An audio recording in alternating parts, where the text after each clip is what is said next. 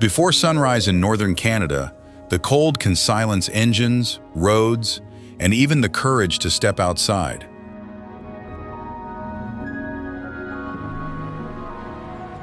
Yet behind glowing windows, families prepare breakfast, children pull on boots, and another ordinary day begins.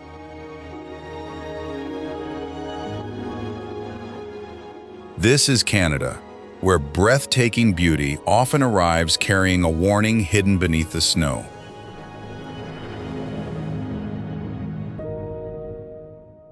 The deeper I look, the more one question refuses to leave me. Why do people stay?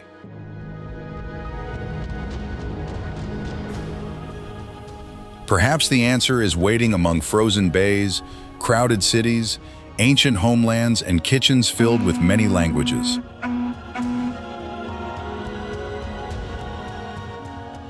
Come closer, because the Canada few outsiders understand begins far beyond its beautiful postcards.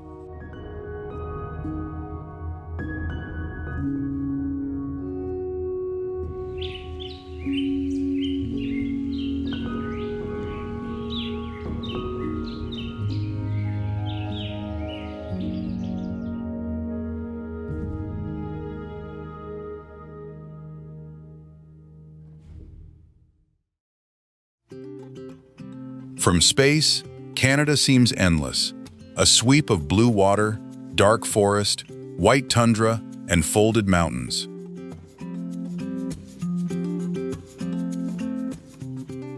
It touches the Pacific, Atlantic, and Arctic oceans while covering almost 10 million square kilometers.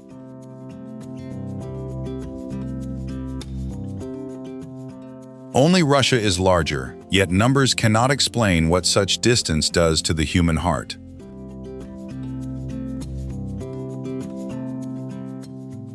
Most Canadians live in the south, where city lights gather close to the border with the United States.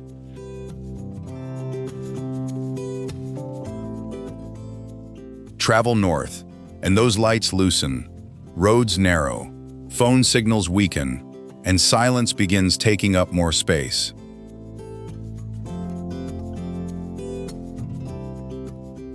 Ten provinces and 3 territories hold landscapes so different they can feel like separate countries.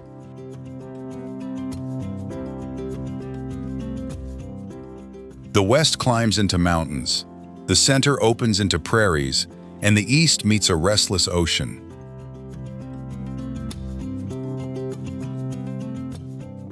Between them lies the Canadian Shield, an ancient world of exposed rock, deep forest, and countless lakes.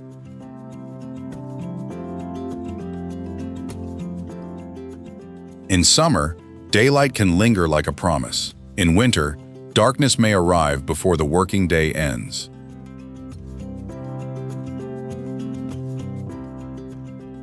That rhythm shapes meals, clothing, transportation, celebrations, and the quiet patience found in everyday life.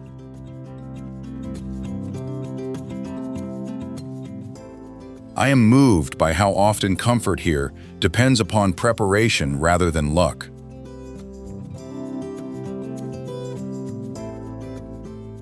A forgotten glove, an empty fuel tank, or a careless shortcut can become serious far from help.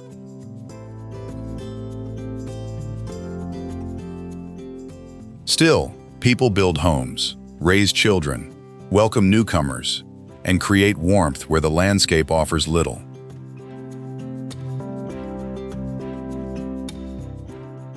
Canada's true story begins inside that contradiction, where hardship and attachment grow from the same ground.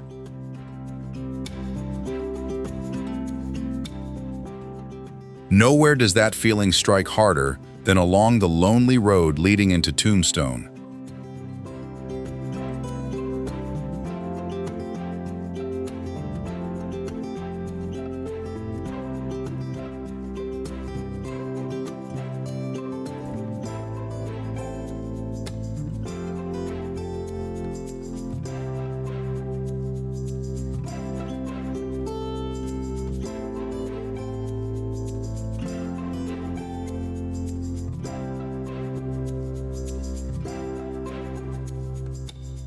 The Dempster Highway enters Tombstone beneath mountains that look torn rather than gently shaped. Their black ridges cut into the Yukon sky, while red tundra burns below during the brief autumn. The park protects about 2,200 square kilometers of peaks, permafrost, valleys, wildlife, and open northern silence. Its Han name, Di del Chalchanan, means ragged mountain land, and no translation could feel more exact. This is the traditional territory of the Trondequechin, whose relationship with this land reaches beyond park boundaries. Tombstone also grew from their land claim agreement, so its protection carries memory, rights, and responsibility. At kilometer 71.5, the Interpretive Center offers the last reassuring signs of maps, shelter, and human guidance. Beyond it, weather can change without warning, and every ridge seems to hide another colder world. Caribou cross these valleys, grizzlies move through the distance, and small alpine lives endure beneath immense skies. What touches me most is not the emptiness, but the realization that this land has never been empty. Every trail, name, migration, and season belongs to a story outsiders are only beginning to understand. The broken peaks create unease, as though the mountains are guarding something the road cannot reveal. I think Tombstone stays in the heart because it offers wonder without pretending to be gentle. Its beauty asks for humility, and its silence makes careless confidence feel almost embarrassing. When snow returns, that humility becomes essential across a country transformed by winter.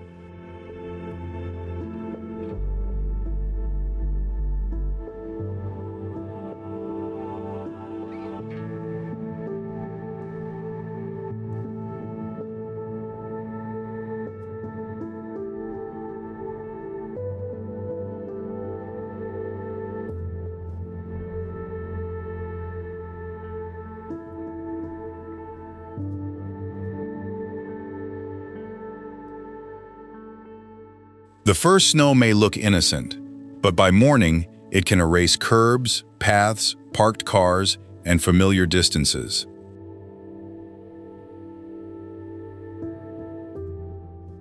Canada does not experience one winter. Every region meets a different version of cold, darkness, rain, wind, and ice.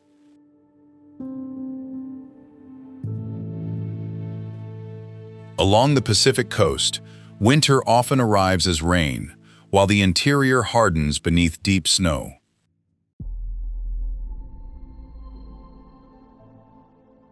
In the far north, shrinking daylight can weigh upon the mind more heavily than temperature alone.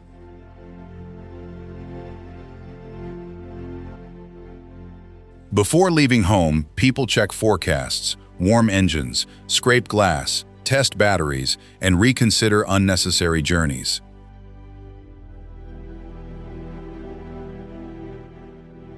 Children learn early that wet gloves matter, exposed skin matters, and returning before dark matters.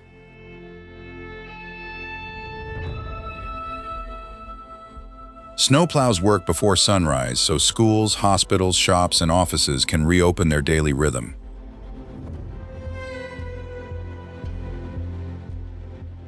But winter is not only a battle against weather, it also draws people toward one another.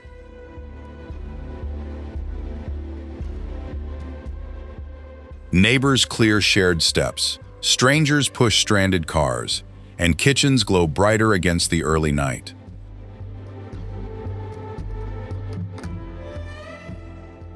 On frozen ponds, skate blades cut the ice, while breath rises above children chasing a puck.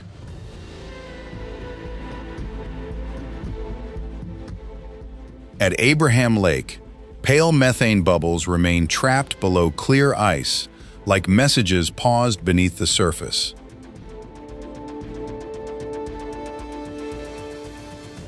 In Mont Tremblant, snowy forests fill with movement as skiers descend and warm lights gather around the village.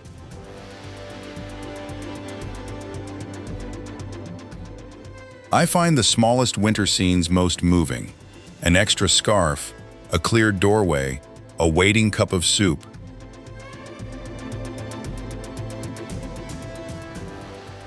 They reveal resilience without speeches, heroism, or the need to call ordinary kindness extraordinary.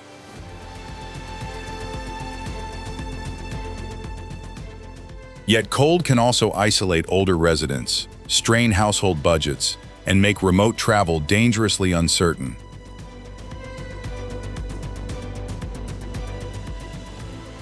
That truth prevents winter from becoming a beautiful fantasy, created only for cameras.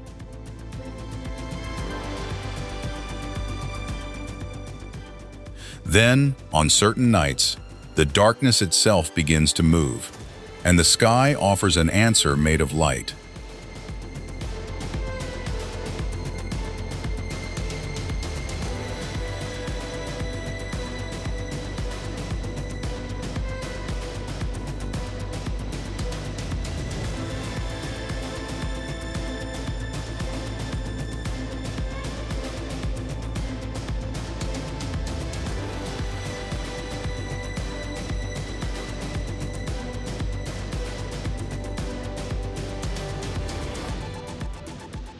At first, the aurora may be only a pale stain above the horizon, easy to mistake for cloud.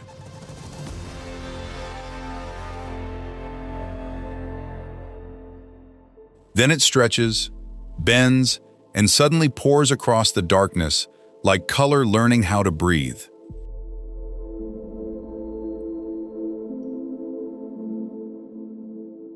The light forms when charged particles from the sun collide with gases high inside Earth's atmosphere.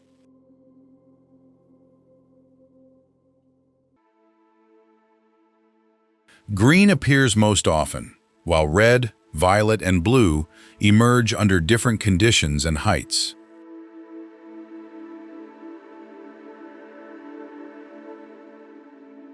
Canada holds the world's largest landmass beneath the auroral zone, giving the spectacle a vast northern stage.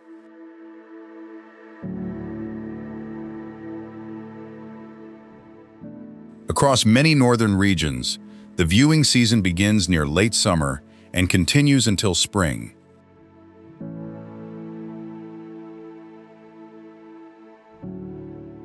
Science can explain the collision, but it cannot prepare anyone for the sky appearing alive.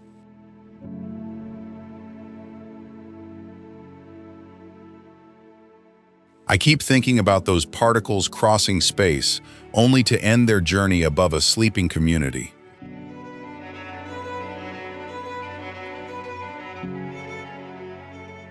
Below them are school roofs, icy roads, fuel tanks, cabins, mines, and people simply driving home.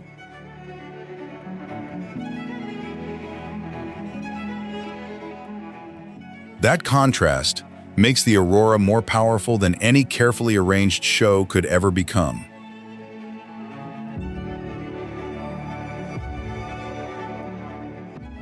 Indigenous cultures hold distinct teachings about these lights, and no single legend can represent them all.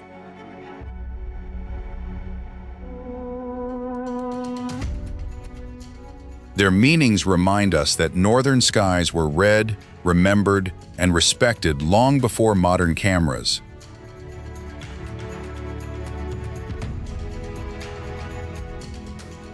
Sometimes the most extraordinary thing is how calmly residents continue beneath something Visitors travel thousands of kilometers to witness.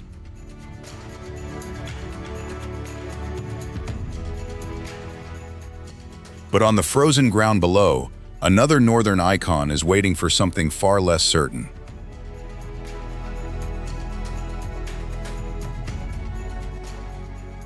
For the polar bear, the return of sea ice is not a spectacle, it is survival.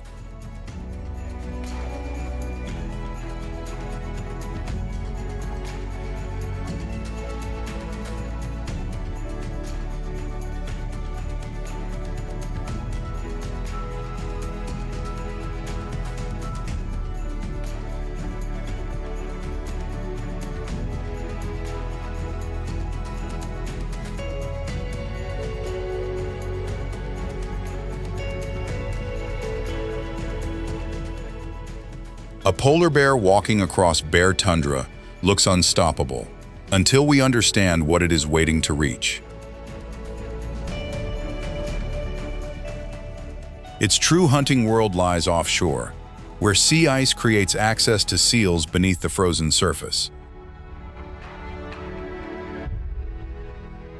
Canada holds roughly 16,000 of the world's estimated 20,000 to 26,000 polar bears. 14 subpopulations live within Canada or share its waters, and each faces a different northern reality. Around Hudson Bay, bears gather on land until the cold rebuilds the platform they need for hunting.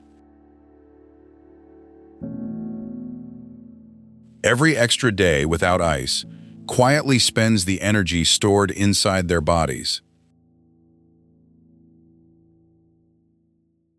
Adult males in Wapask National Park often weigh between 300 and 450 kilograms. Yet a newborn cub may weigh less than 1 kilogram, small enough to rest beside its mother's paw. Wapask shelters one of the world's largest known polar bear maternity denning areas. Beneath the snow, mothers protect new life while storms erase every sign above them. That hidden tenderness affects me more deeply than the familiar image of a powerful bear crossing ice. It shows how survival begins, not with strength, but with warmth, patience, and a protected hollow. Indigenous knowledge and scientific monitoring both help reveal changes across these enormous and difficult territories. Where ice forms later or breaks earlier, some bears must remain on shore and fast for longer. Nearby communities must balance personal safety, cultural practice, conservation, and respect for an animal capable of killing. The bear is not merely a symbol of climate change, it is a living neighbor with urgent needs. Deeper inside Canada's forests, another giant can appear beside a road with almost no warning.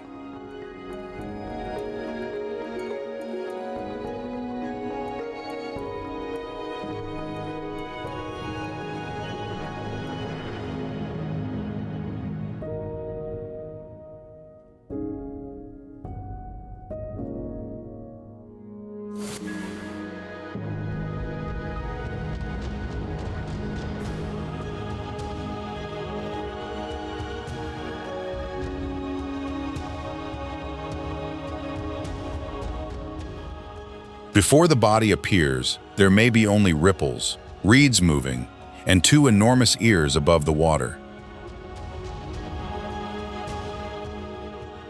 Then a moose steps forward, and the lake suddenly seems much smaller than it did moments earlier. It is the world's largest living deer, standing nearly 2 meters high at the shoulder. A mature bull may carry antlers spreading 1.5 meters and weighing close to 30 kilograms. Moose feed around lakes, rivers, and wetlands, pulling summer plants from water with slow, deliberate movements. During winter, they survive on bark, twigs, and woody growth, while long legs press through deep snow. They are especially active near dawn and dusk, when road visibility is already beginning to fail. Because their bodies rise above car hoods, collisions can become terrifyingly dangerous for animals and drivers. I find their silence almost unsettling, because something so large should not disappear so easily.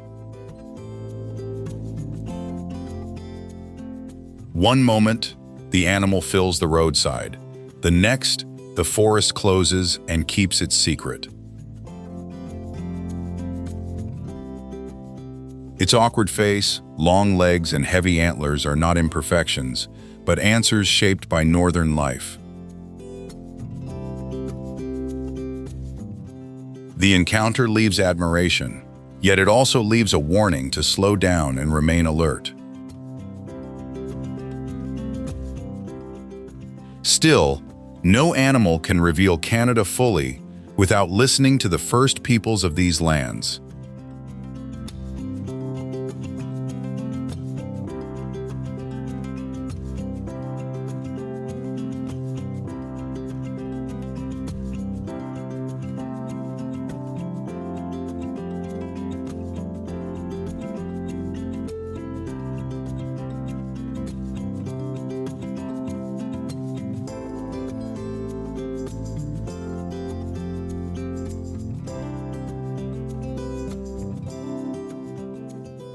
Before Canada had borders, Indigenous nations already carried names, laws, languages, routes, memories, and responsibilities across this continent.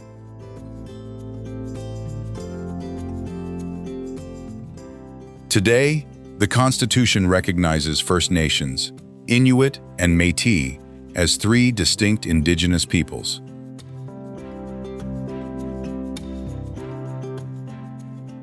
These are not interchangeable identities because each holds different histories, cultures, homelands, governments, and living traditions.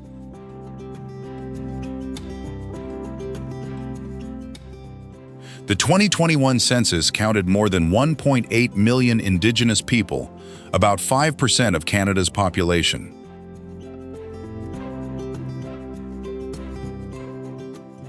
More than 630 First Nations communities represent over 50 nations and more than 50 Indigenous languages.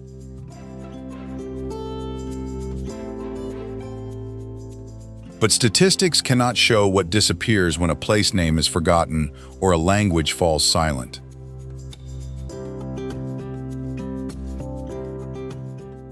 Across the north, knowledge of snow, ice, animals, rivers, and weather was built through generations of close observation.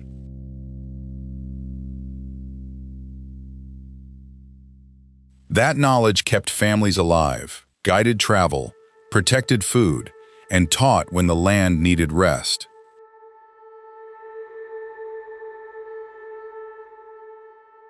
It belongs in the present, not behind glass as a beautiful relic from another time.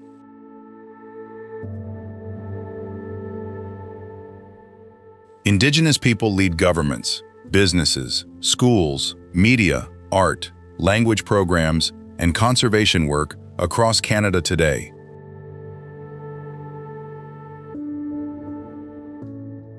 They also live with wounds left by stolen lands, residential schools, broken families, and laws designed to silence culture.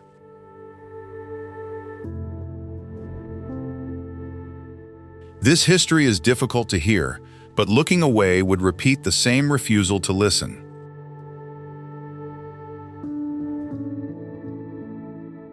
What moves me is not a romantic story of survival, but the strength required to rebuild what was attacked.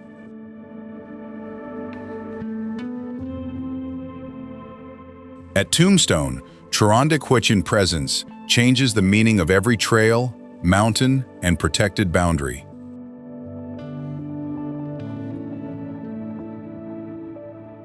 Across Inuit Nunangat, sea ice can be road, hunting ground, classroom, memory, and connection between communities.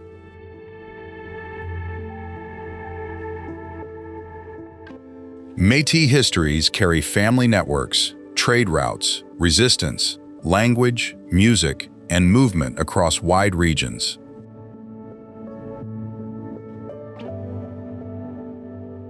Canada becomes more honest when these voices are not placed at the edge of its story.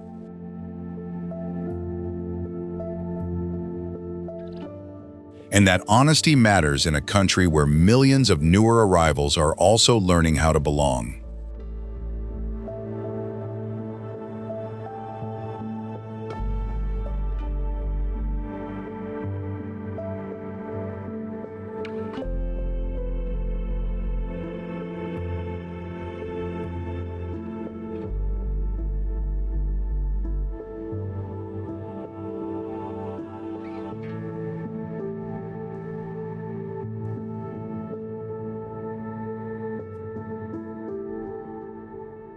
Step onto a train in Toronto or Vancouver, and the carriage may sound like several continents speaking together.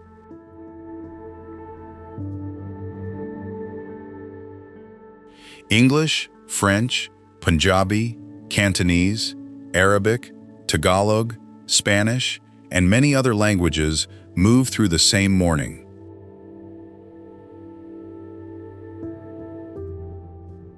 Immigrants form 23% of Canada's population in 2021, the highest share recorded in generations.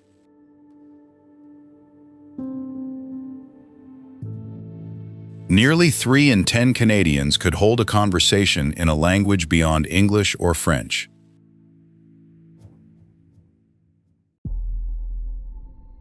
Behind those numbers are suitcases, farewells, family photographs, professional dreams, and children entering unfamiliar classrooms.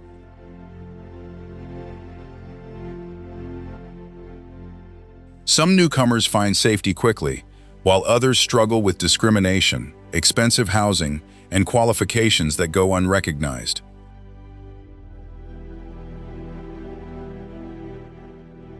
Belonging is often rebuilt through food, faith, music, weekend schools, family calls, and neighbors willing to help.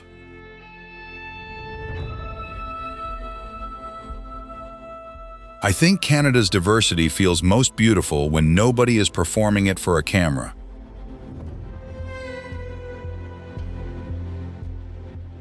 It lives in translated forms, borrowed winter coats, shared childcare, and meals carried to someone who is ill.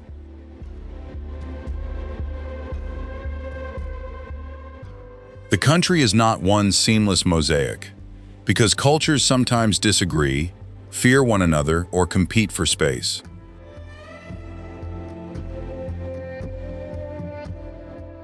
Yet daily life keeps creating small chances to replace suspicion with familiarity.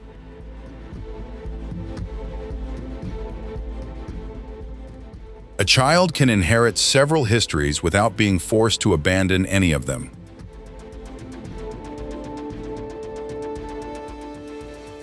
That possibility feels hopeful, although hope survives only when opportunity, dignity, and fairness are made real.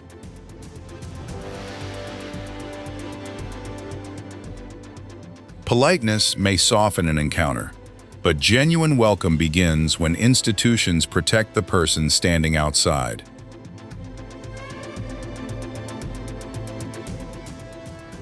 Far from the largest cities, Hudson Bay shows how human connection has long depended on movement and trust.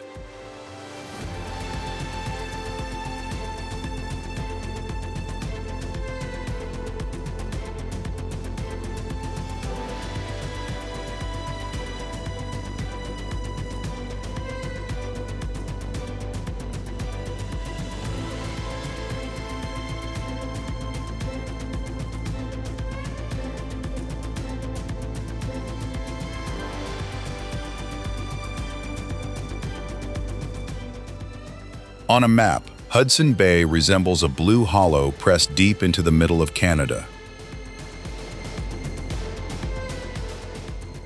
From its shore, however, it feels less like a bay and more like an ocean without an obvious end. Summer opens dark water beneath wide skies, while winter turns much of that water into moving ice. The change reshapes travel, hunting, animal movement, coastal work, and the emotional rhythm of nearby communities. Rivers from far inside the continent drain toward this enormous northern basin. Long before European ships arrived, Cree and Inuit families knew these coasts through food, travel, kinship, and memory. In 1670, the Hudson's Bay Company gained trading rights across the immense watershed flowing toward the bay. Fur trade routes then carried goods, alliances, disease, conflict, and colonial power far into the interior. Today, the region remains vital for polar bears, seals, belugas, birds, wetlands, and northern communities. I find the bay haunting because its scale is almost impossible to feel until a boat becomes a dot. Wind and ice still decide when supplies arrive, when travel is safe, and when plans must wait. Technology can shorten conversations across distance, but it cannot shorten the physical distance itself. Hudson Bay is not an empty center on the map. It is a northern world filled with consequence. Beyond its low horizon, stone begins rising westward into Canada's most famous mountain wall.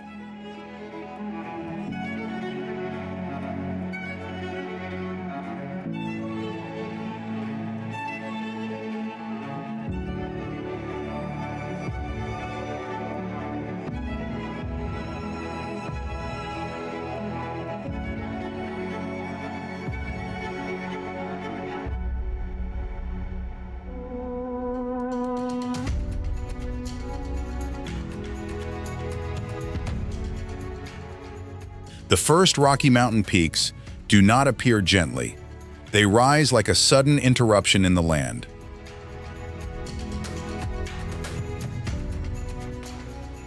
Layer after layer of ancient seabed was lifted, folded, broken, and exposed high above the clouds.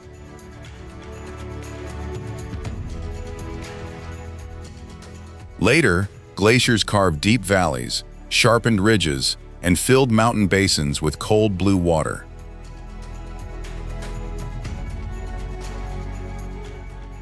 That impossible color comes from fine rock powder carried into lakes by melting ice.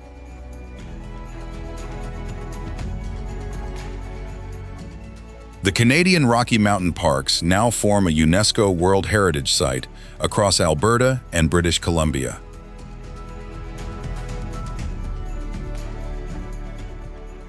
Banff, Jasper, Kootenay, and Yoho protect connected landscapes larger than many travelers first imagine.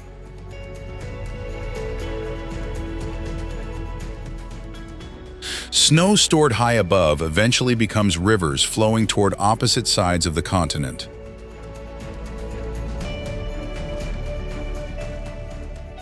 Forests climb into alpine meadows, then surrender to rock, wind, snow, and thin mountain air.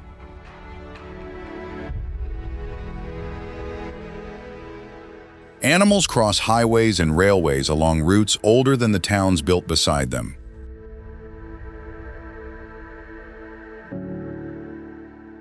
Avalanches can close roads in minutes, reminding every engineer that these mountains still make the final decision.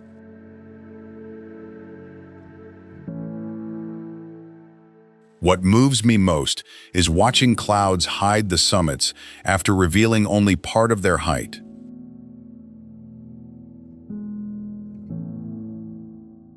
The unseen mountain feels larger, and certainty gives way to a more honest sense of awe.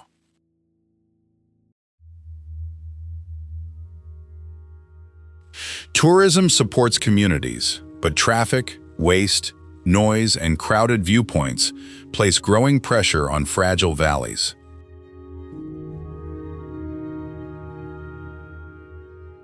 Loving the Rockies cannot mean collecting their beauty while ignoring the damage left behind.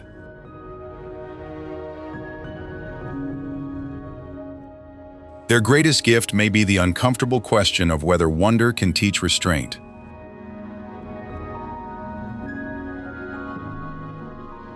Inside Banff, that question follows every visitor from turquoise lakes to busy town streets.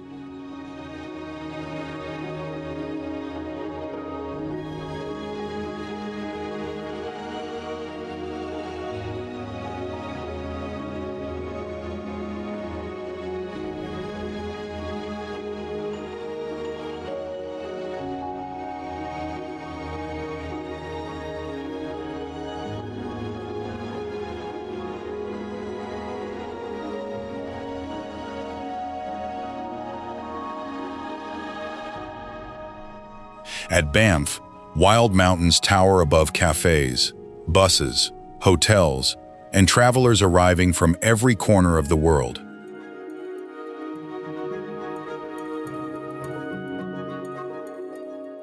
The contrast is thrilling, but it also reveals how quickly wilderness can become crowded with human desire.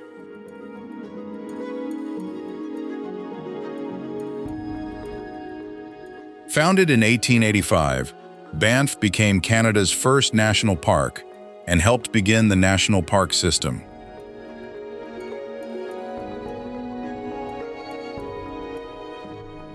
The park now protects more than 6,000 square kilometers of forests, peaks, meadows, glaciers, and lakes.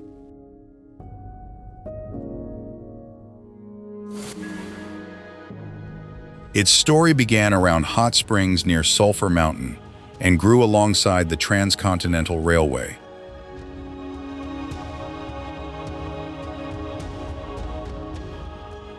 The railway brought visitors and wealth, but protected land also came with restrictions that harmed Indigenous access.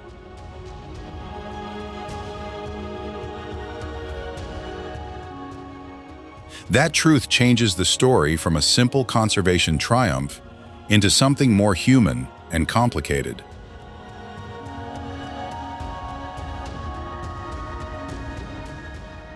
Today, glacier-fed lakes glow blue beneath mountains rising beyond 3,000 meters.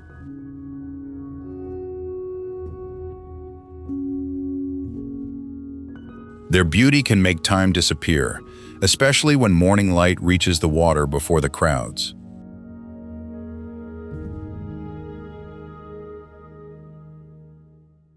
I understand why people travel across oceans for that moment, yet I also feel uneasy about its cost.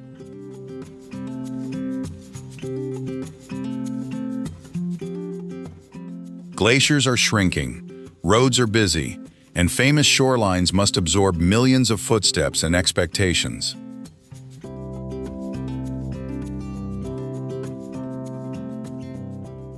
Wildlife crossings offer animals safer routes above or beneath the traffic, cutting through their habitat.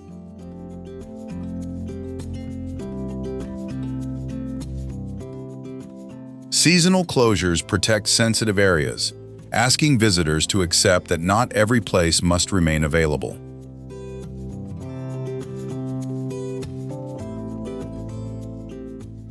The town brings warmth and livelihoods, while high demand makes housing increasingly difficult for local workers.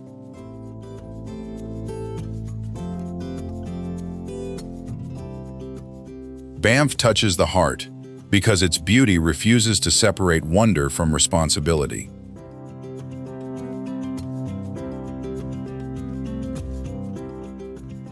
Westward, Vancouver carries that same conflict into a city pressed tightly between mountains and sea.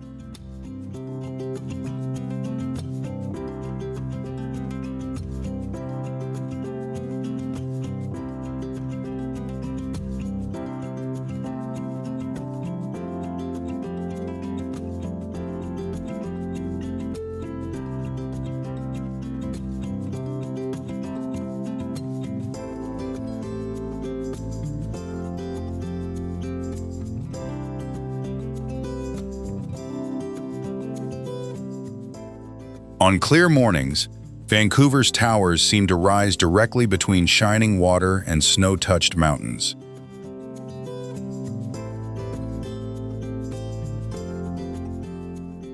The view feels almost unreal until traffic, construction, and housing costs pull the city back to earth.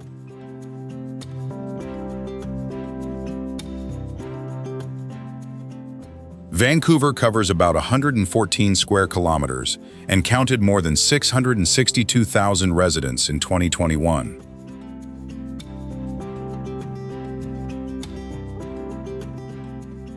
It is British Columbia's largest city and the heart of one of Canada's biggest metropolitan regions.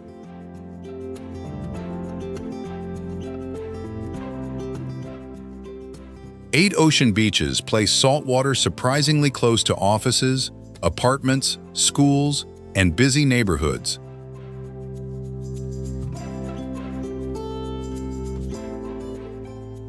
Stanley Park holds roughly 400 hectares of coastal rainforest beside the city's glass skyline.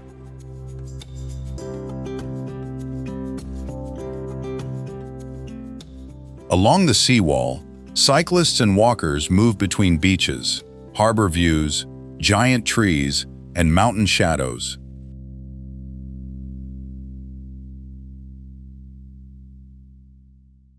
Winter rain darkens the streets, feeds the forest, and gives the city its familiar silver light.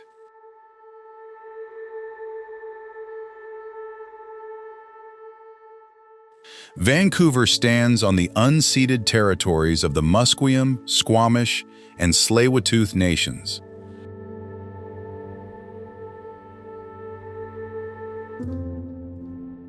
Those words must mean more than ceremony in a city where land has become extraordinarily valuable.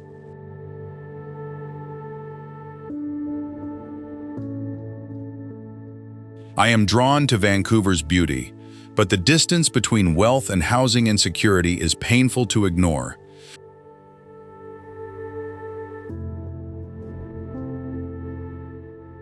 Some people watch mountains from expensive windows, while others struggle to remain near jobs and family.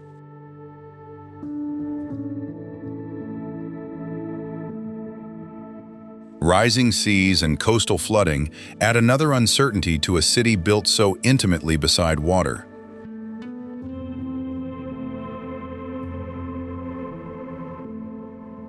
Vancouver is captivating because paradise and pressure occupy the same frame.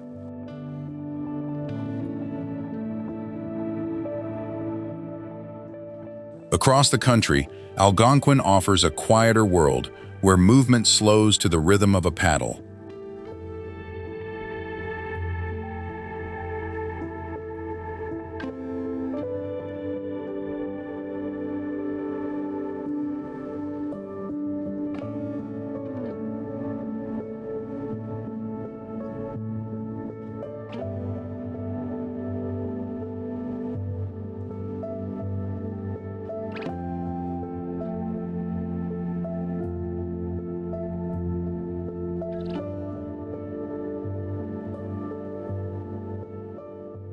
At dawn, mist hides the far shore until a canoe slips forward and quietly divides the lake.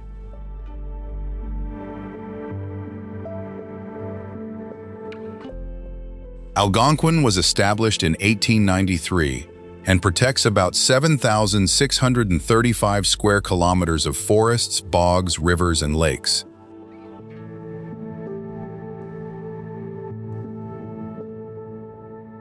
Its vast interior can be reached only by paddle or on foot, forcing every journey to slow down.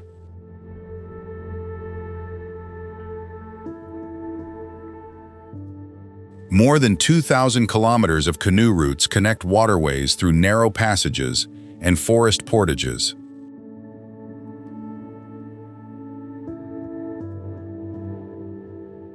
Distance here is felt in wet boots, aching shoulders, sudden wind, and the weight of every unnecessary object.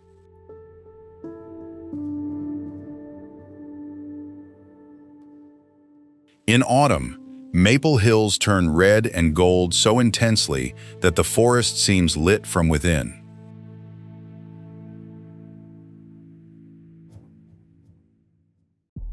Moose enter shallow water, beavers reshape shorelines, and wolves remain present even when rarely seen.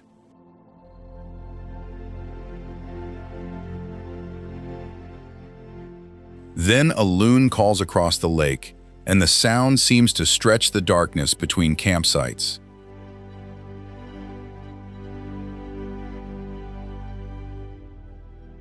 That voice affects me because it feels both beautiful and lonely, even on a calm evening.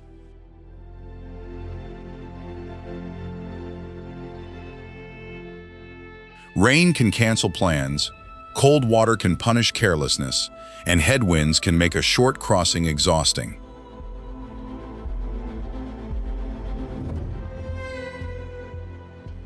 Yet a small fire beside a tent can create astonishing warmth against miles of surrounding forest.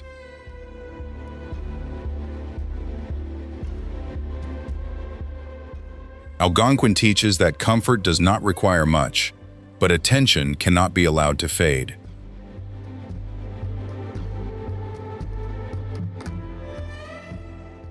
Its popularity brings pressure, because thousands of people may seek the same feeling of solitude.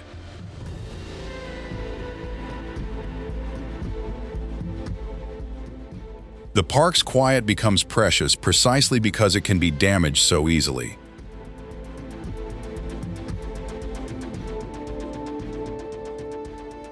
From these inland lakes, the journey turns east toward a lighthouse standing against the North Atlantic.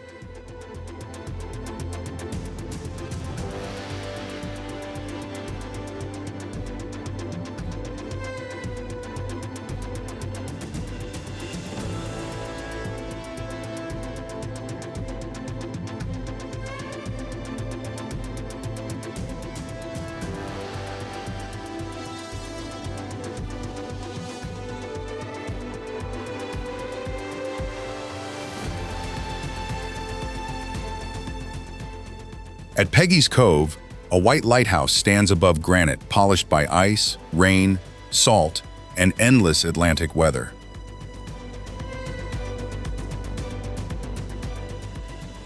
Built in 1915, Peggy's Point Lighthouse became one of the most recognizable landmarks in Nova Scotia.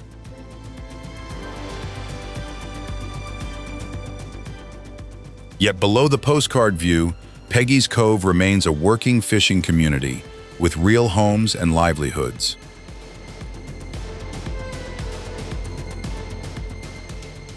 Boats rest inside a narrow inlet beside weathered sheds, ropes, traps, and docks darkened by the sea.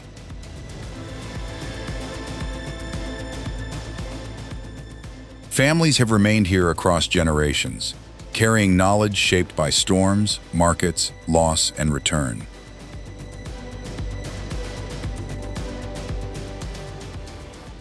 The surrounding preservation area protects about 1,000 acres of fragile coastal land.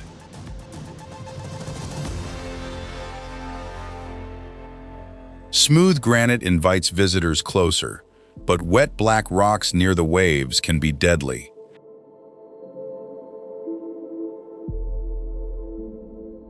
That warning changes the view for me, because the ocean's beauty suddenly feels sharper and more honest.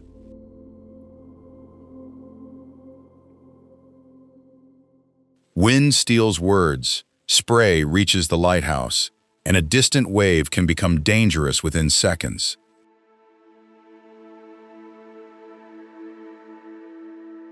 Residents continue working while visitors search for photographs, creating two very different experiences in one harbor.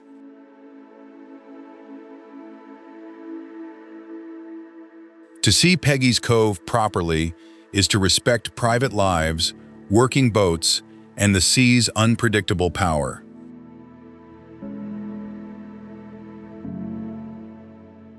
Farther into Newfoundland, the ground itself reveals a story older than the Atlantic Ocean.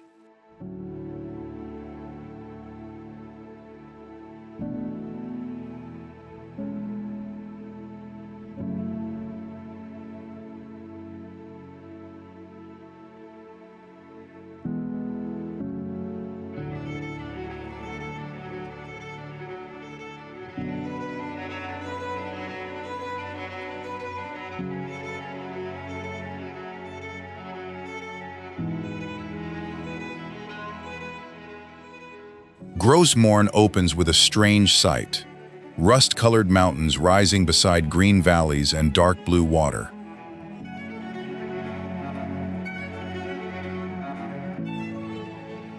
The colors look misplaced, yet they reveal one of the most important geological landscapes on Earth.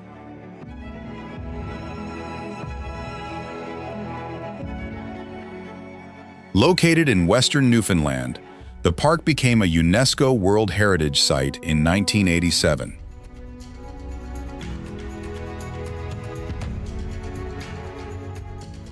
Its rocks helped scientists understand plate tectonics and the birth of ancient mountain chains.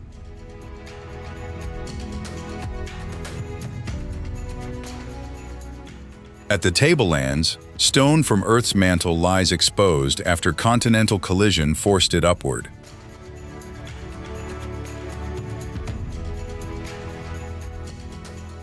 Vegetation struggles across this orange ground because its unusual chemistry creates difficult soil.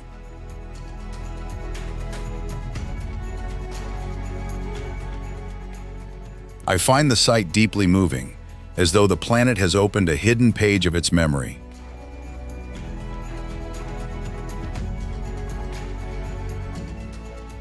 Glaciers later cut valleys, headlands, lakes, and the steep walls surrounding Western Brook Pond.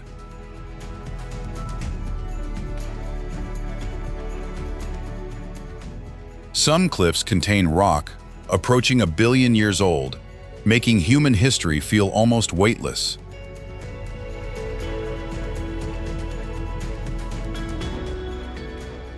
Waterfalls fall from high plateaus and sometimes vanish into mist before touching the valley below.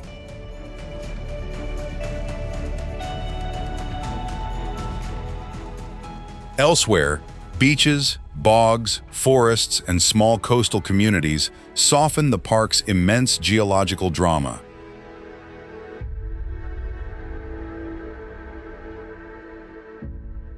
Moose and caribou now carry different stories of human impact, adaptation, and difficult conservation choices.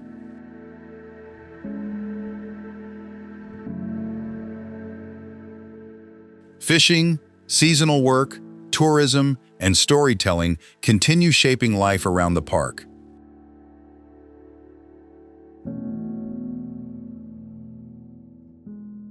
Gros Morne feels isolated, yet its rocks connect Newfoundland to vanished oceans and colliding continents.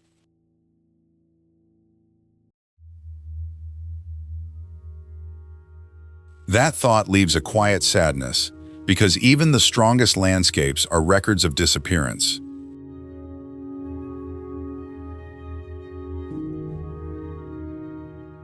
Modern movement feels entirely different in Toronto, where millions of lives cross each other every day.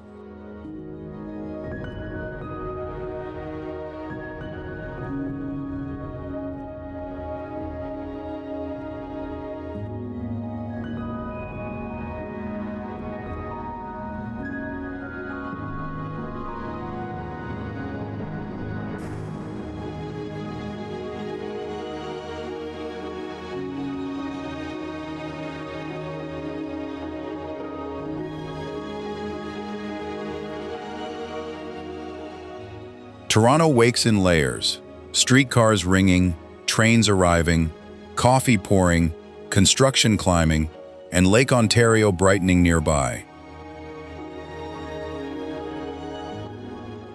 More than 3 million people live inside Canada's largest city, each moving through a different version of it. Almost half the metropolitan population identified as immigrants in the 2021 census. That diversity appears in schoolyards, grocery aisles, restaurant windows, places of worship, and family celebrations. Some neighborhoods can change language, architecture, music, and scent within only a few blocks. Subways and streetcars carry strangers together through delays, winter coats, tired faces, and private worries. Green ravines cut through the city, offering hidden paths beneath roads and towers. Lake Ontario brings open horizons, sharp winds, summer humidity, and sudden weather along the waterfront. I think Toronto is most powerful at street level, where the skyline no longer controls the story. A shopkeeper greeting a regular customer can reveal more belonging than any monument built above them. Opportunity draws people here, but housing costs can turn ambition into fear of falling behind. Millions live close together, yet loneliness can still move unseen through crowded elevators and late-night trains. Toronto's central question is whether diversity can become fairness rather than remain only a beautiful description. Montreal offers another answer, spoken through French, winter, music, argument, and pleasure.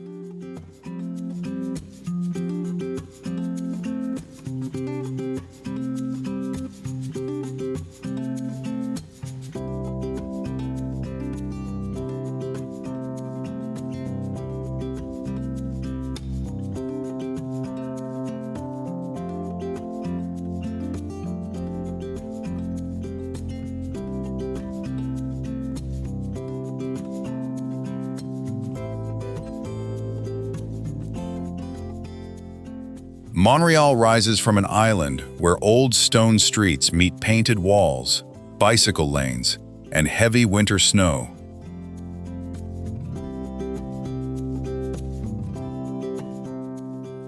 French shapes its public voice, while many other languages fill apartments, markets, schools, and restaurant kitchens.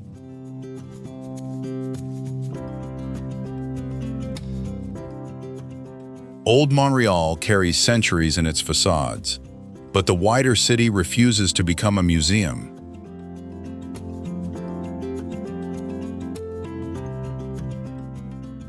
Metro trains move beneath frozen streets, connecting neighborhoods while storms reshape the world above.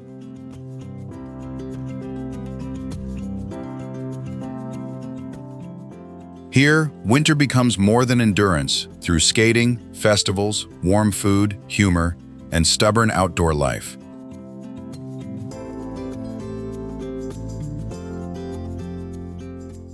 When summer arrives, terraces open, music spills outside, and entire neighborhoods seem to breathe again.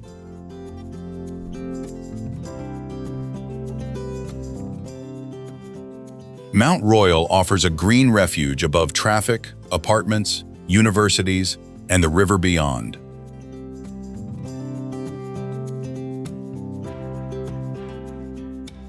What draws me to Montreal is not perfect harmony, but the energy created by difference and debate.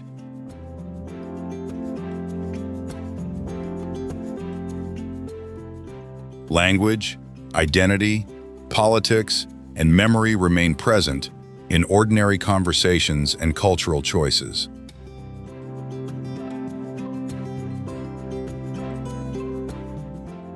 That tension feeds art, comedy, music, design, and a fierce attachment to neighborhood life.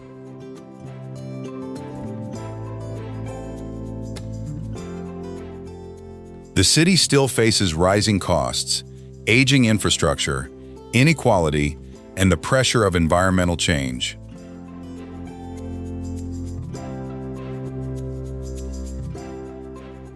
Yet its tables remain crowded with French, Jewish, Indigenous, Caribbean, Arab, Asian, and countless other influences.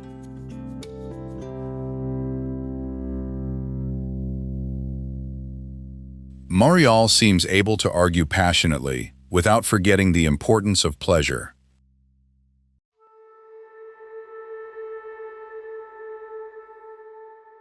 And perhaps nowhere is Canada's complicated heart easier to taste than through its food.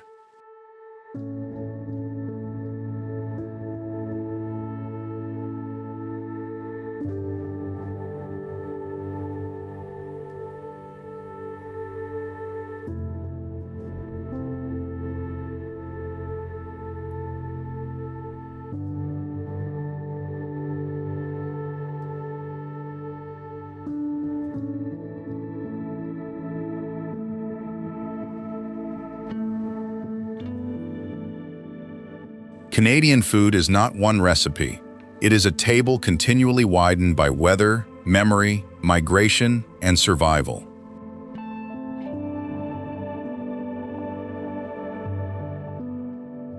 Poutine brings together hot fries, cheese curds, and gravy in a dish built for comfort rather than elegance.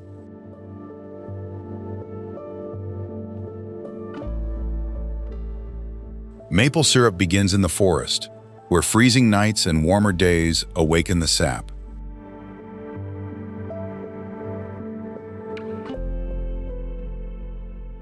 Tourtière, smoked meat, butter tarts, and Nanaimo bars carry regional pride and fiercely protected family variations.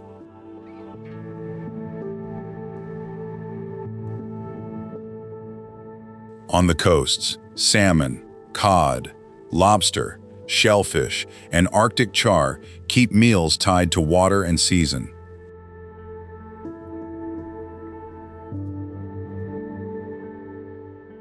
Indigenous food traditions vary greatly, drawing upon local plants, fish, game, preservation, knowledge, and ceremony.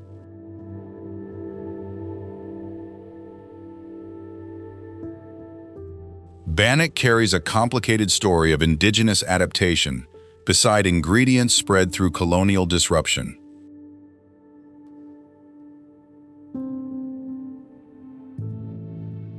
Newcomers keep changing Canadian kitchens through spices, techniques, groceries, restaurants, and recipes brought from home.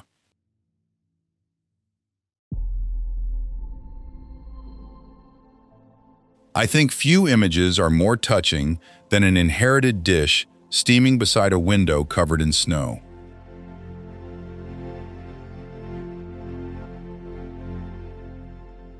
For one family, that meal can preserve a language, a grandmother's memory, and the courage to begin again.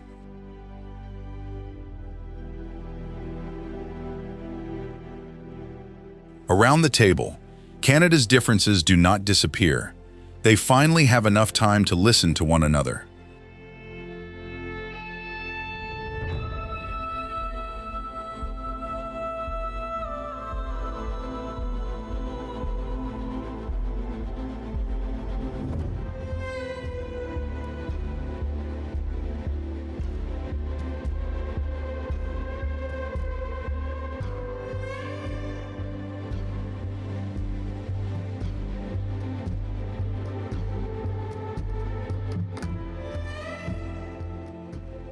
Canada leaves me remembering warm windows more than cold landscapes, because survival here is rarely a solitary achievement.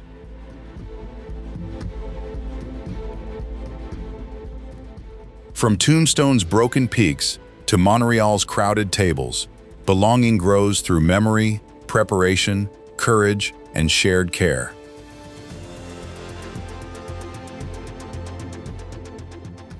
Perhaps people stay because hardship does not only test love for a place, sometimes it quietly deepens it.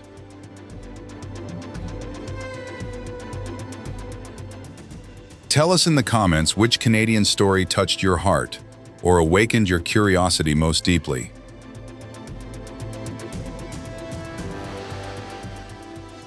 Please like, share this journey, and subscribe to World Untold so we can keep discovering hidden lives together.